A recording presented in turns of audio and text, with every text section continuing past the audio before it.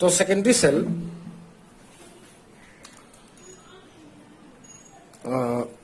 Chargeable है, जैसे आपका लेड एक्यूमुलेटर, जो घर के में आपके जो इन्वर्टर है, इन्वर्टर की जो बैटरी होती है वो लेड एक्यूमुलेटर हो गया, निकल कैडमियम सेल हो गया, या जो आपके मोबाइल में लगता है लिथियम आयन सेल, राइट। तो ये सारे के सारे सेल जो है वो सेकेंडरी सेल है। अब ये तो हो गई इसकी प्राइमरी इंफॉर्मेशन हो गई सेल्स की। अच्छा, मैं यहीं पे आपको एक चीज और बता दूं, बैटरी, राइट। बैटरी क्या है? Battery is the combination of cell. क्या है बैटरी? Combination of cell.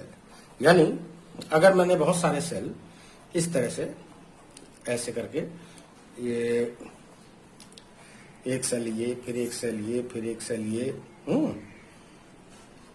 फिर एक सेल ये, इस तरह से मैंने कई सारे सेल अगर जोड़ दिए, जैसे कि आपने टॉर्च जब जलाते हो तो 2 सेल आप उसके अंदर सीरीज में लगा देते हो, ठीक। तो वो जब कॉम्बिनेशन हो जाता है सेल का, तो उस सेल को, तो उस कॉम्बिनेशन को हम बोलते हैं बैटरी। तो बैटरी का जो सिंबल है वो भी कुछ ऐसा ही होता है, लेकिन इस तरह से, ये बैटरी का सिंबल है। इसमें पॉजिटिव टर्मिनल ये है, नेगेटिव टर्मिनल ये है, ठीक है। अब किसी भी सेल से रिलेटेड 3 बातें होती हैं जो आपको जानना जरूरी है। पहला बात, सेल का ईएमएफ, सेल का टर्मिनल पोटेंशियल,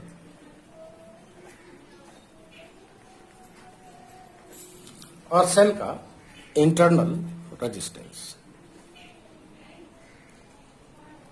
बात समझ में आ गई? तो सेल के में इंटरनल रेजिस्टेंस, ट्वेल्थ बात तो आप रेजिस्टेंस की आप डेफिनेशन बताइए क्या है। रेजिस्टेंस की डेफिनेशन ये है कि जब किसी सर्किट में करंट फ्लो हो रहा है तो फ्री इलेक्ट्रॉन्स को चलने में जो सेल का स्ट्रक्चर है, या जो क्रिस्टल है, या जो कुछ भी मतलब उसका कॉन्फ़िगरेशन है, उसकी वजह से इलेक्ट्रॉन के फ्लो होने में जो भी बाधा, जो भी रुकावट आ रही है, उस रुकावट को हम क्या बोलते हैं? इलेक्ट्रिक रेजिस्टेंस बोलते हैं, ठीक है। तो क्योंकि मैंने यहां पर एक फिगर पहले बना रखा है, तो मैं आपको यहां पर एक चीज दिखा दूंगा।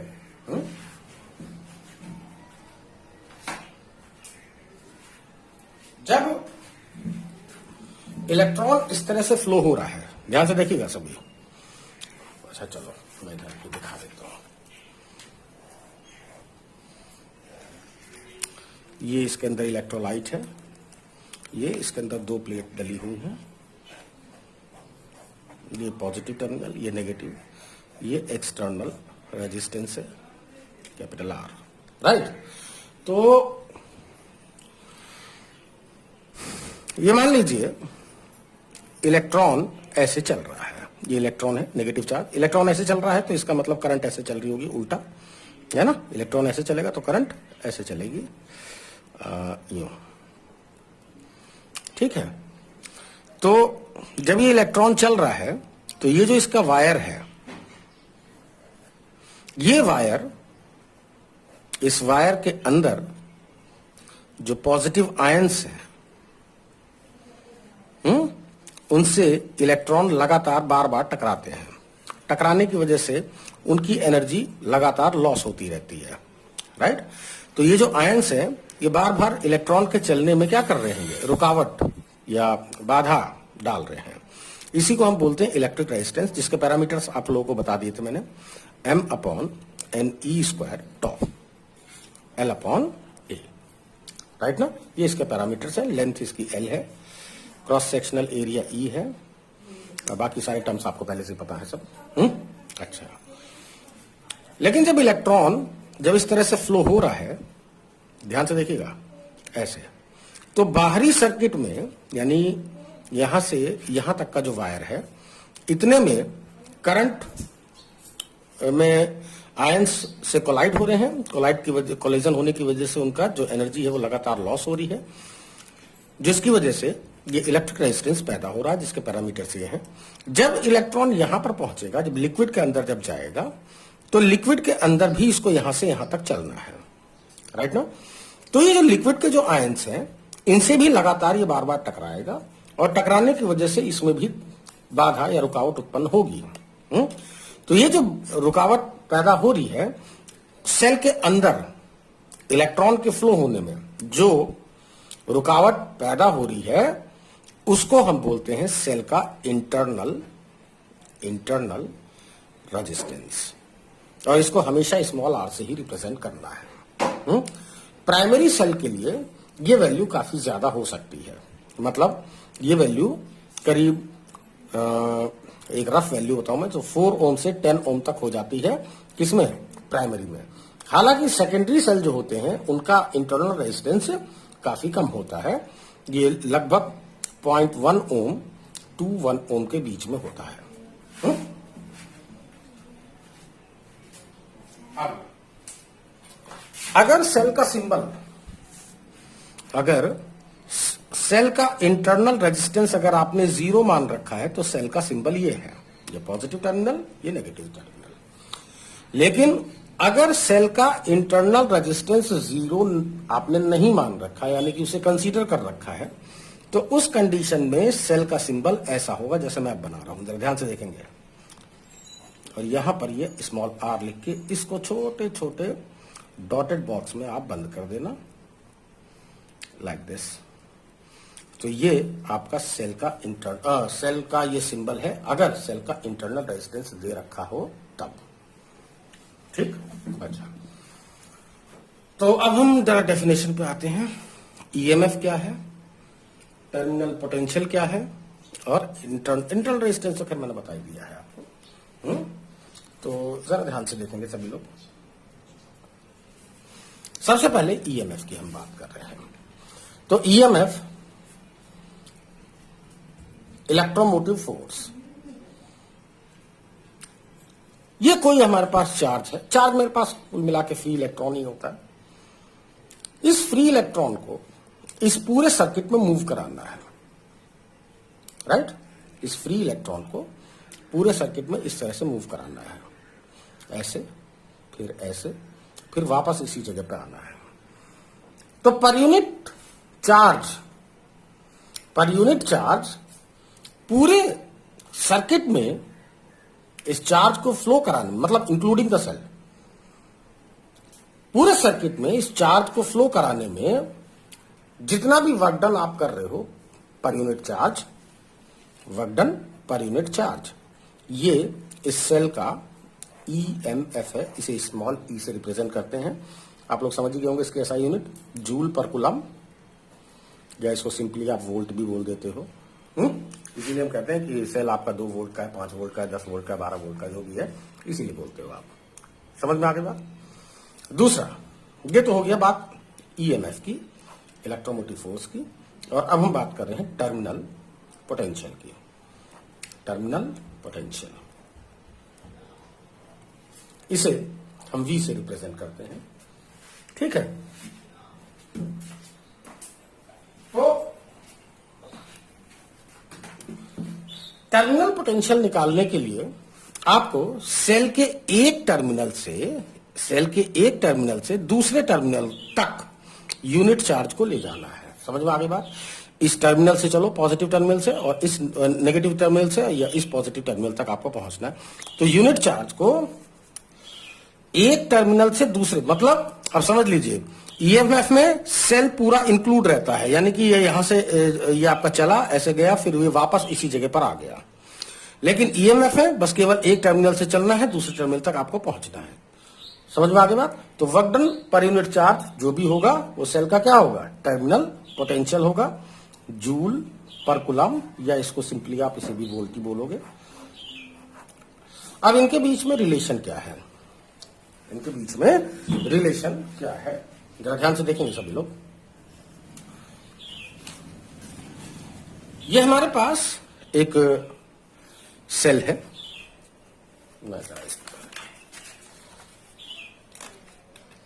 जिसका इंटरनल रेजिस्टेंस कितना है, स्मॉल आर है, और इस सेल का ईएमएफ स्मॉल ई है।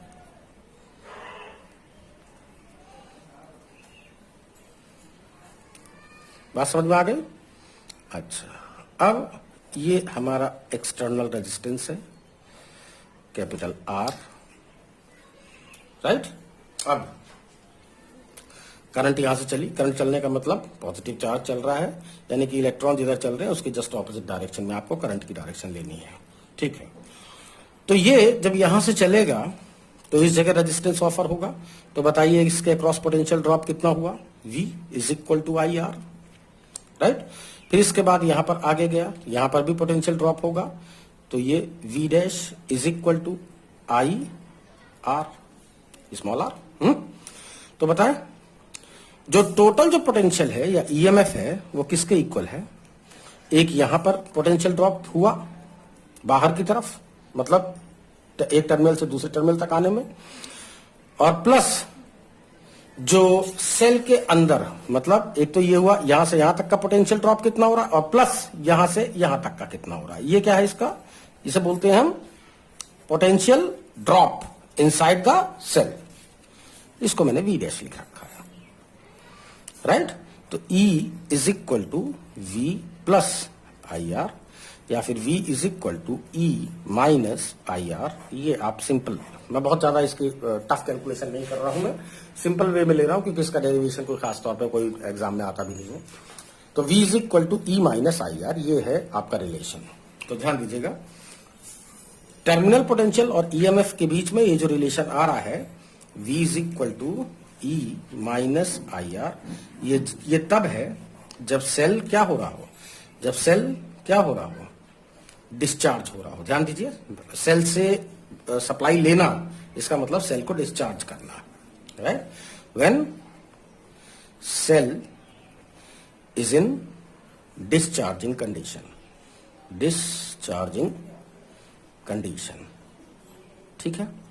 अगर आप सेल को चार्ज कर रहे होते तो बजाय इसको इसमें से सप्लाई लेने के उल्टा आप इसको बाहर से सप्लाई दे रहे होते, ऐसे उल्टा सप्लाई दे रहे होते, तो उस कंडीशन में जो करंट की डायरेक्शन है वो बदल जाएगी, जो कि करंट ऐसे बाहर जा रही थी वो अंदर की तरफ आ रही होगी। तो आई की जगह से आप लिख सकते हो, आई की जगह से आप लिख सकते हो माइनस आई, दैट इज ये हो जाएगा E प्लस आई आर। समझ में आ गई। तो ये रिलेशन आप तब यूज करोगे when cell is in charging condition. किसमें है, चार्जिंग कंडीशन। और अगर किसी वजह से सेल से कोई काम नहीं ले रहे हो, सेल ऐसे ही बस रखा हुआ है, ना आप उसको चार्ज कर रहे हो ना आप उसको डिस्चार्ज कर रहे हो, बस सेल खाली रखा हुआ है, बस खाली सिर्फ सेल रखा हुआ है, उस कंडीशन में जो करंट है वो क्या हो जाएगी, जीरो। ना तो आप करंट दे रहे हो ना ले रहे हो, तो करंट कितनी हो गई इसमें, जीरो। तो उस कंडीशन में V इज इक्वल टू किसके हो जाएगा, E के हो जाएगा। ये रिलेशन आ जाएगा। तो ये रिलेशन कब आएगा, व्हेन फॉर ओपन सेल, बस ऐसे लिखिए, फॉर ओपन सेल। ये ओपन सेल है आपका, कुछ भी काम नहीं करेगा। तो एग्जामिनर ये सवाल पूछते हैं कि किस कंडीशन में ईएमएफ टर्मिनल पोटेंशियल से ज्यादा होता है, तो कब होता है बताएं, ध्यान से देखेंगे। E is equal to V plus I R, यानी कि वोल्टेज में टर्मिनल पोटेंशियल में कुछ ऐड करने के बाद ही तब आपको ईएमएफ मिल रहा है, इसका मतलब ईएमएफ की वैल्यू इससे ज्यादा है। तो E is greater than V के होगा कब, जब सेल को आप डिस्चार्ज कर रहे होते हो।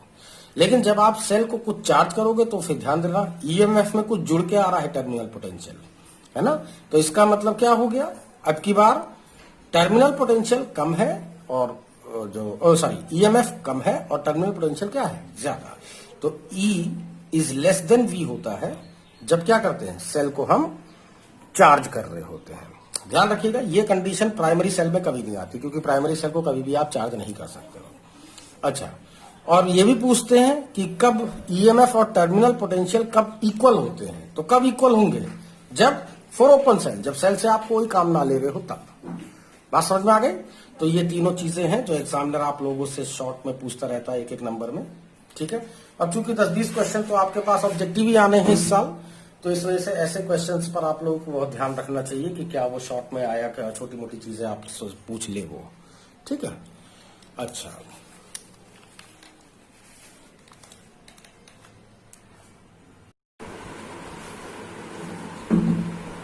ध्यान दीजिए जरा।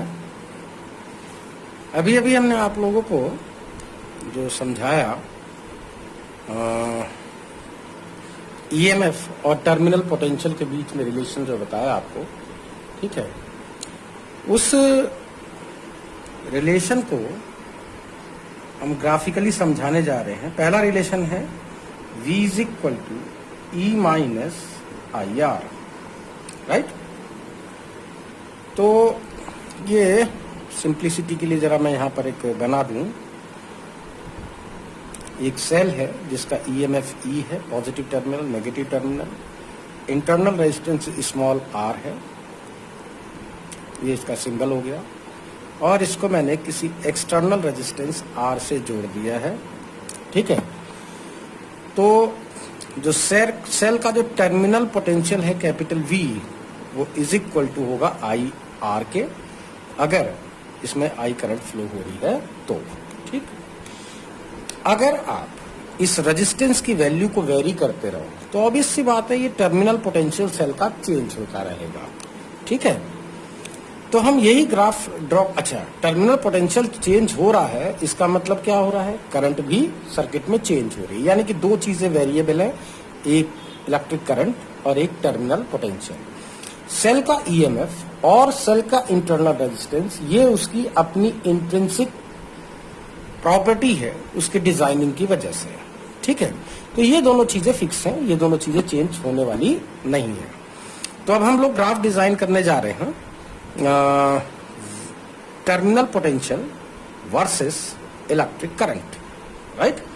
मैं अगर थोड़ा सा इसको और साफ साफ लिखूं तो माइनस आई आर प्लस ई कर देता हूं। अगर मैं इसे वाई एक्सिस पर ले रहा हूं और इलेक्ट्रिक करंट को मैं एक्स एक्सिस पे ले रहा हूं, और ईएमएफ आपका कांस्टेंट सी हो जाएगा, और ये जो भी है इंटरनल रेजिस्टेंस, ये क्या हो जाएगा, एम। तो क्या आ जाएगा, ये y is equal to M X plus C का कर्व आ रहा है ये। हालांकि ये ध्यान रखिएगा कि जो ये स्मॉल आर है ये नेगेटिव है, ठीक है। इसका मतलब इसका जो स्लोप है वो नेगेटिव है। स्लोप नेगेटिव का मतलब हो गया ग्रेटर देन 90 का एंगल इसको बनाना है। तो अगर मैं एक्स एक्सिस पे मैंने क्या लिया है, इलेक्ट्रिक करंट, वाई एक्सिस पर क्या लिया है, टर्मिनल पोटेंशियल, तो इसका ग्राफ कैसा आएगा, y is equal to M X plus C, with the condition कि स्लोप नेगेटिव हो। ध्यान दीजिए, राइट ना। तो स्लोप नेगेटिव ए इस तरह, ध्यान दीजिए, ये रहा स्लोप इसका ग्रेटर देन 90 है, दिख रहा है ना, थीटा इज ग्रेटर देन 90 है, तो इसका मतलब क्या हुआ, इसका स्लोप नेगेटिव आ जाएगा। अब ये जो टर्मिनल पोटेंशियल की ये जो मैक्सिमम वैल्यू दिखाई दे रही है, ये सेल का ईएमएफ हो गया, राइट। तो इसका मतलब यहां से यहां तक का जो डिस्टेंस है वो ई है आपका ये, यानी y is equal to M X plus C. तो जो इसका स्लोप है, स्लोप यानी टेन थीटा, वो किसको रिप्रेजेंट कर रहा है, माइनस इंटरनल रेजिस्टेंस को। तो आप यहां से इंटरनल रेजिस्टेंस की वैल्यू निकाल सकते हो। ध्यान रखिएगा, दीजिएगा, ये चूंकि थीटा की वैल्यू ग्रेटर देन 90 है तो ये पहले से नेगेटिव आएगा ये। तो जब ये नेगेटिव आएगा तो नेगेटिव और नेगेटिव भी कैंसिल हो जाएगा और इंटरनल रेजिस्टेंस की आपको एक पॉजिटिव वैल्यू मिल जाएगी, ठीक है। अच्छा, दूसरी बात, ई क्या है, वाई एक्स से कितना इंटरसेप्ट कट रहा है, जिसको आप मैथमेटिक्स में स्मॉल सी बोलते हो। तो ये रहा स्मॉल सी आपका, ठीक है। तो ये तो ग्राफ हो गया जब सेल को हम क्या करते हैं, जब सेल को हम डिस्चार्ज कर रहे होते हैं, यानी कि उससे कुछ काम ले रहे हो आप तब। लेकिन अगर आप सेल को चार्ज कर रहे होते तो उस कंडीशन में जो इक्वेशन इसकी आती वो E is equal to E plus I R के आती, यानी कि अगर आप इसको और थोड़ा ठीक से लिखो तो आई आर प्लस ई। इस कंडीशन में भी अगर मैं इसको वाई एक्सिस पे ले लूं, इसे I R plus E, electric current को मैं एक्स एक्सिस पे ले लूं, तो ये कांस्टेंट है कोई स्लोप, और ये क्या हो गया, वाई एक्सिस से इंटरसेप्ट जो कर रहा है, तो Y is equal to M X plus C का कर्व बन रहा है। लेकिन अब की बात स्लोप पॉजिटिव है, तो स्लोप पॉजिटिव होने का मतलब ये हो गया कि अब जो ग्राफ आएगा वो ऐसा आएगा। ध्यान दीजिएगा, terminal potential versus electric current, ये हो गई इलेक्ट्रिक करंट की नेगेटिव वैल्यू। जब आप सेल को चार्ज करते हो तो सेल की करंट की डायरेक्शन क्या हो जाती है, चेंज हो जाती है। मैंने अभी भी बताया तो आई की जगह से क्या आ गया था, माइनस आई। तो ये सारी की सारी करंट की डायरेक्शन चेंज हो गई है, तो माइनस एक्स एक्सिस पे इसको दिखाना पड़ रहा है। तो ये स्लोप ध्यान दीजिए जरा, ये जो स्लोप है ये लेस देन 90 है। इसका मतलब जो इसका स्लोप है वो एग्जैक्ट इंटरनल रेजिस्टेंस को ही बता रहा होगा। और ये जो वाई एक्सिस से जो इंटरसेप्ट कट रहा है यहां से यहां तक का, ये सेल का ईएमएफ बता रहा है। ये आपको बात समझ में आ गई। तो यही है आपका, इससे ज्यादा आपको कुछ नहीं करना है।